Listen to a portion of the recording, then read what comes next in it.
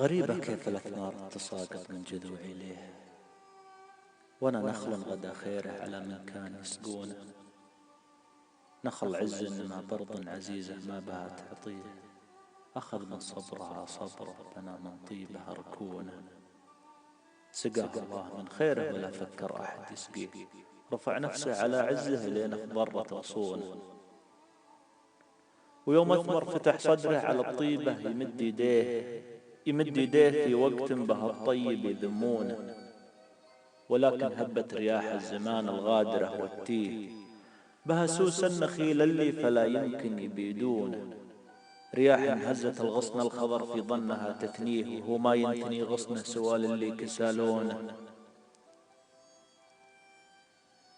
رياح عاصفة ترسم معانيها على التشويه، رياح حبت الذات وتعيش بذات مسكون.